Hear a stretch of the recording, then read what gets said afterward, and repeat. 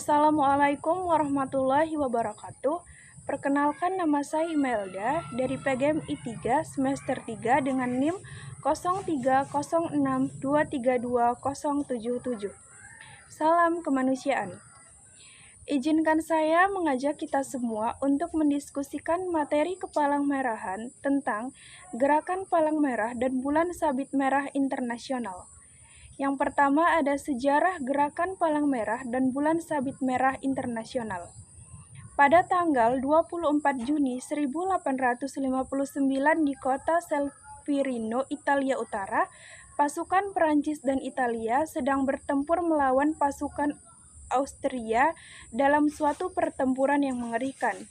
Pada hari yang sama, seorang pemuda dari Swiss bernama Henry Dunant tiba di sana dengan harapan bertemu dengan Kaisar Prancis.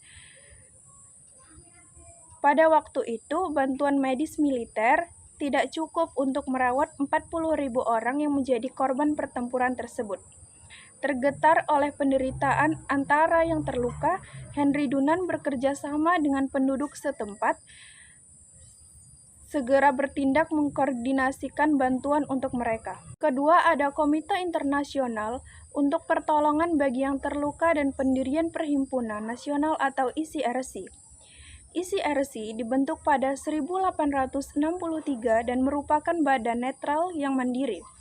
ICRC bukan organisasi yang dimiliki oleh beberapa negara atau bukan bagian dari badan-badan organisasi Perserikatan Bangsa-Bangsa atau PBB. Yang ketiga ada sejarah Konvensi Palang Merah atau Konvensi Jenawa.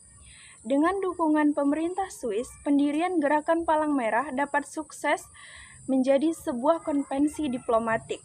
Dilaksanakan di Jenawa pada tanggal 8 sampai 28 Agustus 1864. Institusi donor mengirimkan wakilnya dalam konvensi nasional. Sebagai bahan-bahan diskusi, sebuah rancangan konvensi disiapkan oleh Komite Internasional. Rancangan tersebut dinamakan Konvensi Jenawa untuk memperbaiki kondisi tentara di medan perang dan disetujui pada tanggal 22 Agustus 1864. Lahirlah HPI modern. Yang keempat ada Liga Perhimpunan Palang Merah dan Bulan Sabit Merah atau IFRC atau lebih dikenal dengan sebutan Federasi Internasional. Sebelum bernama Liga Palang Merah, IFRC didirikan setelah Perang Dunia 1919 oleh Henry Pomeroy Davidson, Presiden Komite Palang Merah Amerika. Gagasan pendirian didasari pada kondisi masyarakat yang sangat memprihatinkan pasca perang. Berdasarkan kondisi inilah dibutuhkan kerjasama yang kuat antar Perhimpunan Palang Merah untuk meringankan penderitaan masyarakat. Selanjutnya ada prinsip Palang Merah. Prinsip Palang Merah yang pertama itu ada kemanusiaan. Kemanusiaan itu mewakili asal-usul gerakan. Prinsip kemanusiaan menyatakan bahwa tidak boleh satupun pelayanan yang menguntungkan seseorang yang menderita dimanapun mereka berada ditiadakan. Tujuannya adalah untuk melindungi hidup dan kesehatan serta menjamin penghargaan terhadap manusia di masa damai. Perlindungan berarti mencegah penyakit, bencana, atau kecelakaan atau mengurangi efeknya dengan menyelamatkan hidup. Prinsip yang kedua ada kesamaan. Kesamaan itu berarti non-diskriminasi terhadap kebangsaan, suku, agama, golongan, atau pandangan politik adalah sebuah aturan wajib yang menuntut agar segala perbedaan antara pribadi dikesampingkan, bahwa kawan maupun lawan dibantu secara merata dan diberikan berdasarkan pertimbangan kebutuhan.